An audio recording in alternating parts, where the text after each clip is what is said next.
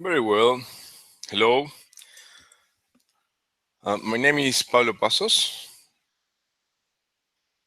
I am the the founder of CaboLabs Health Informatics. What we do is we provide services, consultancy services, and training services for companies and organizations in health informatics standards and interoperability. The idea of this small presentation, I will do a walkthrough one of our courses. This will be the first course we do in English. We do a lot of courses. We have 4 courses and 2 workshops that we do online in Spanish, and this will be our first English course. If you go to our website, cabolabs.com, and click on the training section, you will find our courses, all the information there. We have just a quick overview. We have the clinical database design and implementation with openEHR course that I will present on this event. And after this course, we are giving this course in a couple of weeks. We are starting that, and after that, a couple of weeks later, we will open the Interoperability Workshop with Mirth Connect and HL7. This is a workshop that lasts 3 weeks. A lot of people is interested in Mirth Connect, in using that as a communication channel for healthcare information. So right now the enrollment is not open, but if you want to receive information when we open the enrollment for that workshop, you can just sign in on the waiting list and you will receive a notification. Also, you have all the programs here for all the courses, so you can check that later. We have all the information there. What we will do is open the program of the clinical database design and implementation with openEHR course. I will show that later, and I will try to share a small presentation with all the details of the course.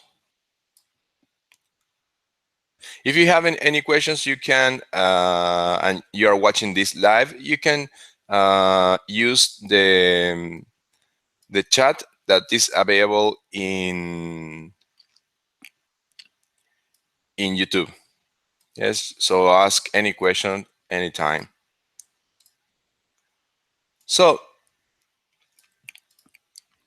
about the course, a little bit of history and information about the course. In 2014, we did the first edition of the course. I designed the course after working with openEHR for, at that time, it was like for 8 years, something like that. And the problem we have is there's no standard definition or tools or frameworks to help you design your clinical databases and be compliant with the openEHR standard, the openEHR specifications. So what I did was I did a lot of research in that area, specifically in the design of databases that are compliant with openEHR. And in 2014, I designed a full course about that topic. After implementing a couple, I will say 3 or 4 different kinds of databases, trying to be compliant with openEHR, and at that time, I knew what worked and what didn't work. So that's why I did the course, because there was very little information about clinical database design with openEHR. In 2015, what I created, and we did that with colleagues from the openEHR community, I created a workshop based on that course. And we gave that workshop at the MedInfo conference in Sao Paulo, and that was very interesting. A lot of people came. It was a workshop that had most attendees in the whole conference, so it was incredible. It was my first workshop in an event this big, and we have a lot of attendees. We had people standing up. The room was too small. It was great, but that is something that helped us measure the interest on this topic. So it was a topic that uh, interested a lot of people. In 2016 and 2017, we did again in Spanish, and in fact, next week we are finishing the current edition in Spanish, the third edition, and we will do in a couple of weeks the first edition in English. That will be the fourth edition in total of the course. And we had until now 14 students from 10 countries, and that includes people from Brazil and Portugal, that even though we did the course in Spanish, they did it anyway. They speak Portuguese. Portuguese, some people say that it's similar to Spanish, but it's not so similar. So they have the courage to make the course in Spanish. About how we do the course is online. It's 100% online, with classes live. You have like live uh, events using Adobe Connect. That is a video conference tool that allows me to present, to do presentations, to share my screen, etc. And you talk with me using a chat. So it's a great tool that is provided by the Italian Hospital of Buenos Aires, or Hospital Italiano de Buenos Aires. And the sessions are live with me. Yeah, I'm there to give the class, to talk with you, etc. But we are recording the sessions, so you can have the reference after. So you can, if you can't be on the live presentation, on the live session, you can watch it later, or for further reference when you are just studying or doing the assignments. You have the class recorded to watch it anytime. We have a virtual campus also provided by ACHISA. ACHISA is the Chilean Association of Health Informatics, that is supporting us to give the course. So they provide a platform to share all the resources about the course. Also, we have a forum there, so you can ask questions there. I will answer questions almost immediately.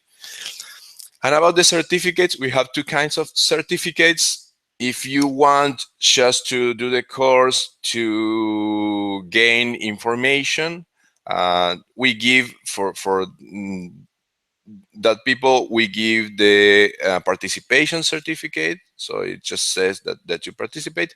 But we also have the approval certificate that we emit when you do and approve all the assignments. So we have 4 assignments. One assignment will be presented for per each session. We have 4 sessions through all the course. And I will talk about the assignments later, but if you approve the assignments, you get the approval certificate. It's that easy. So it has more value than the participation certificate. And we have discounts. So we have huge discounts for students. So we know that students can afford to do expensive courses. And we think that this is not so expensive.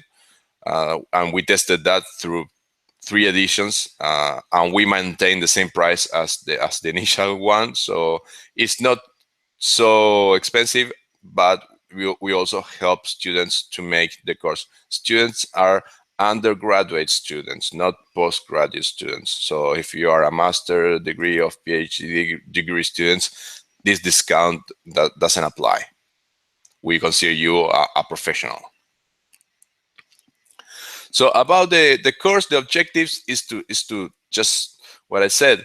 We don't have any definitions of how we should create clinical databases with openEHR.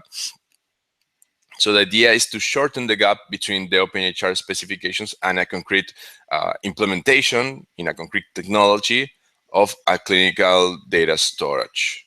So this is basically it. Yeah, and while we do that, you will understand the specifications. You will understand general requirements for information storage on EHRs, and also know about different technologies available for you and on which context each technology applies better. Yeah, and also some ideas on how to mix technologies. Sometimes you need to, it's not that you need to use a relational database or a documented database. Maybe on some context you need both. Yeah, so on the course we talk about that also. So the main topics, just a small summary. We have like a big picture of the clinical data characteristics, the structure, the models, etc. in reality, and some requirements about clinical information and how clinical information is used through EHRs. Also, we review the openEHR information model.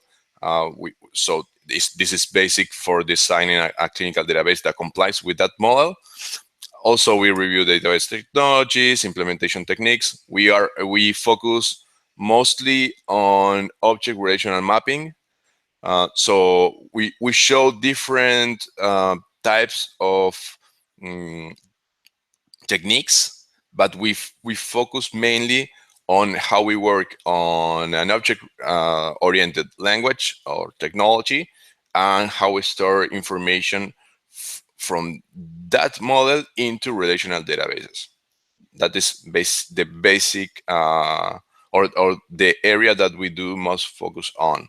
There are different techniques, but in a real implementation, I found that to be perfect, because most of us know relational databases or have more experience with relational databases than we do with object-oriented databases, documented databases, graph databases, etc.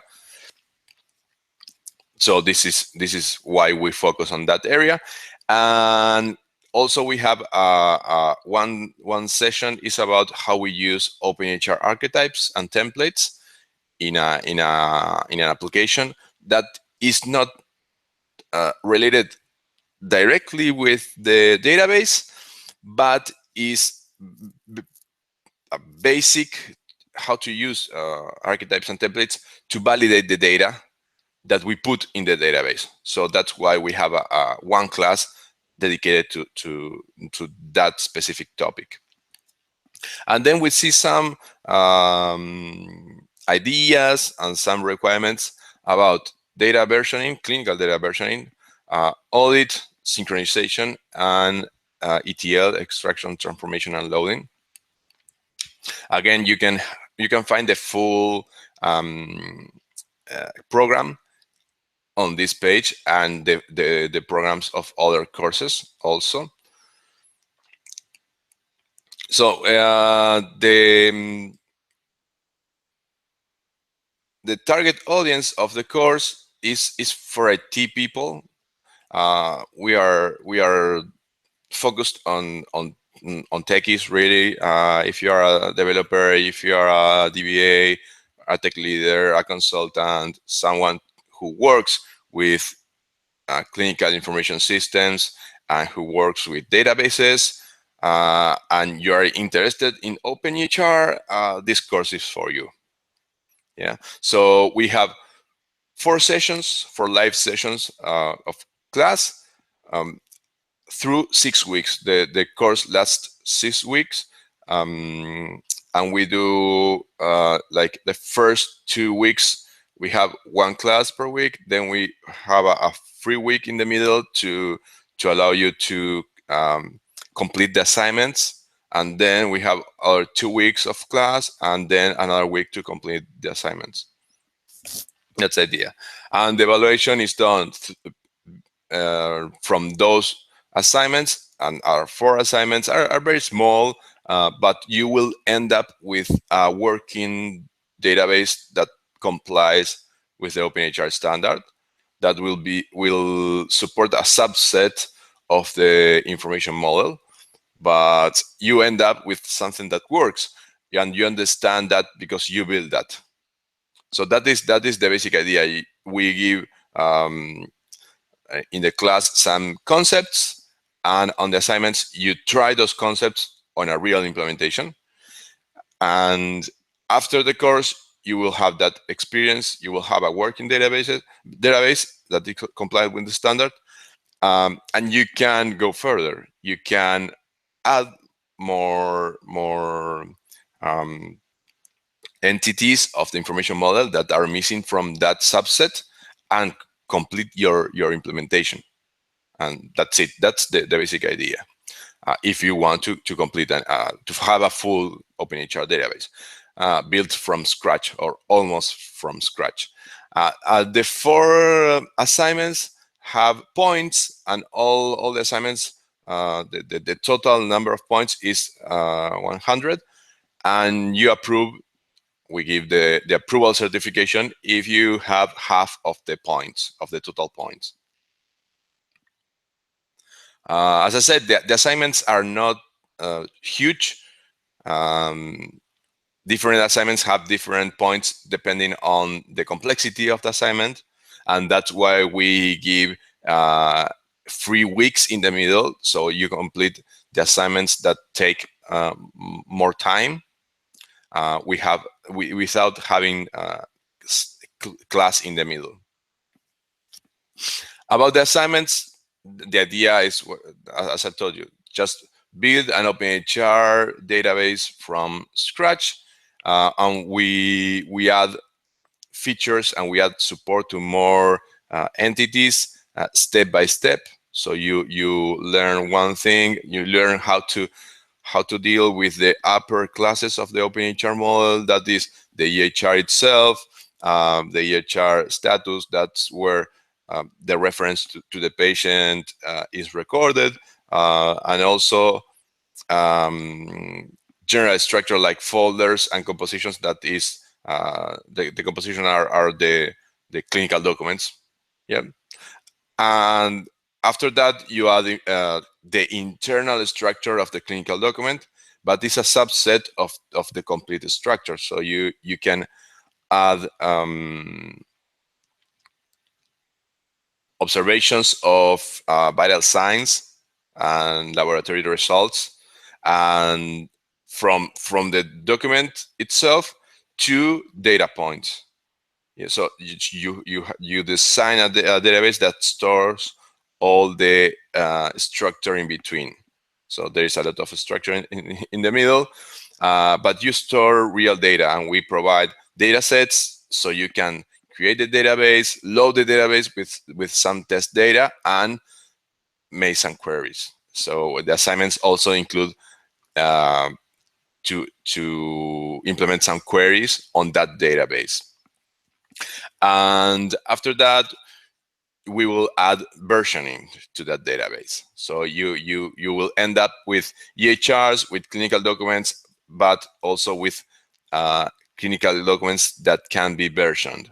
And why is that? It's because is a basic requirement. You need to version clinical information. If you don't know about that, that is on the openEHR specifications, and we will go through that in detail on the course.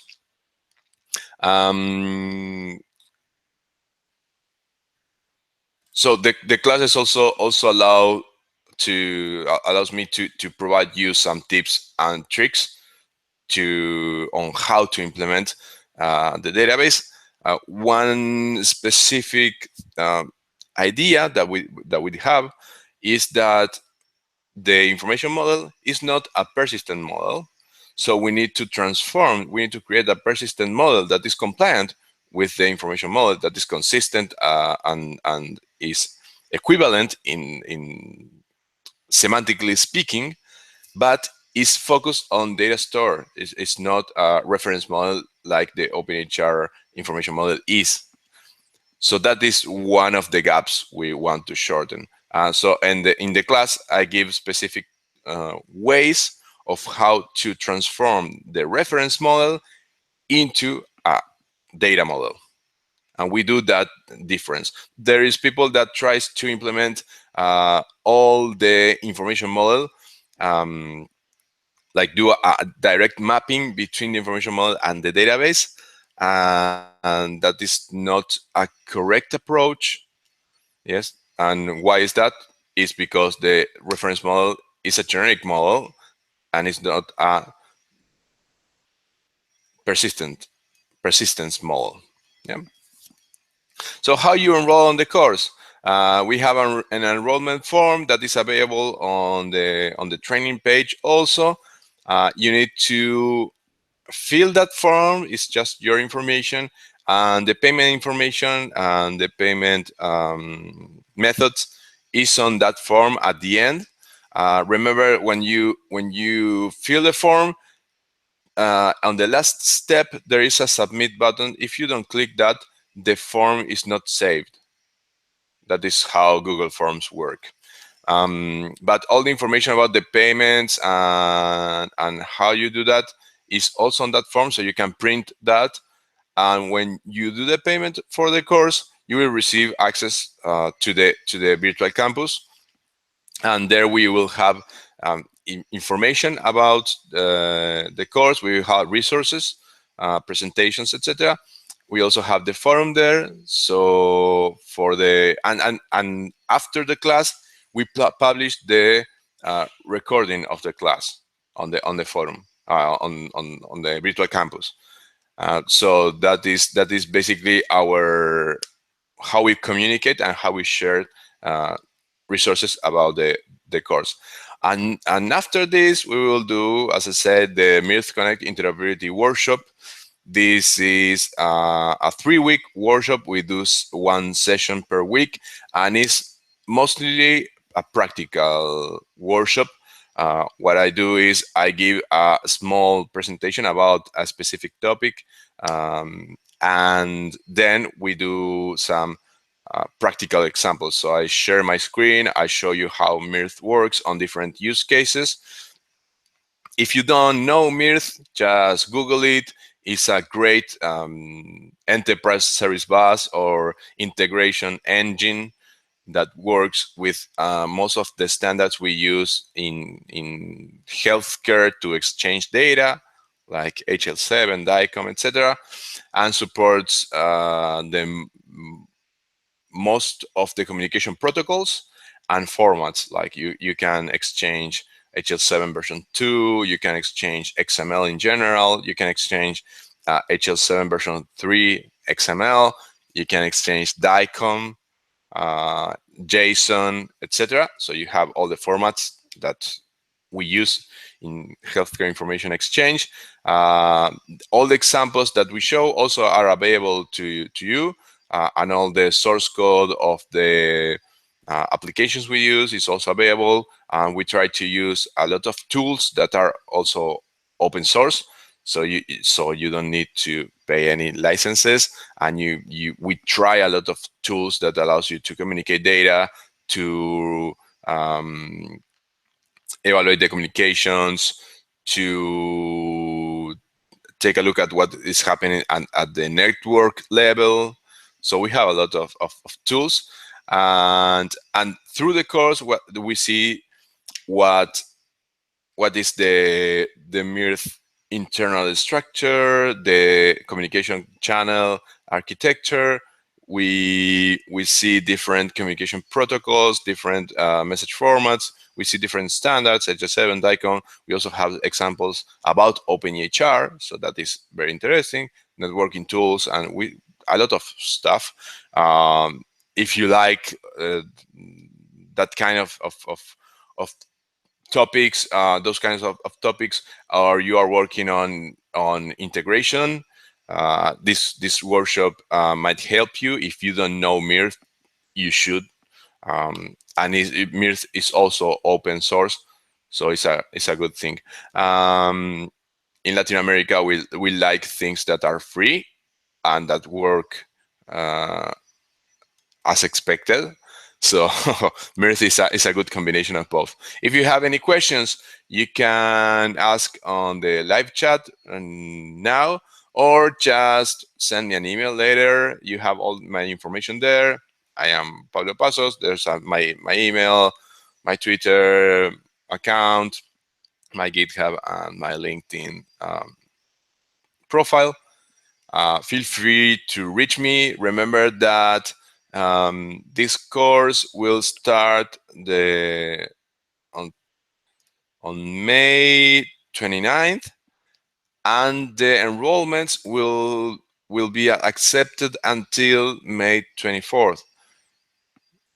Remember that. So we have some important dates there. If you have any questions, reach me at my email is the most direct way.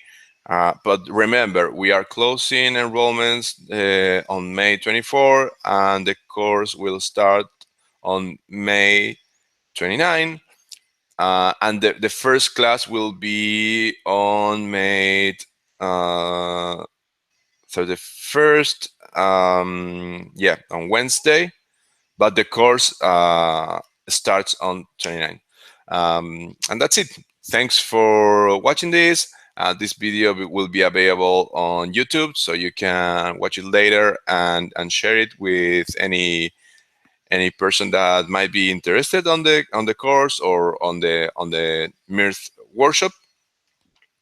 Thank you for watching, and see you later. Bye bye.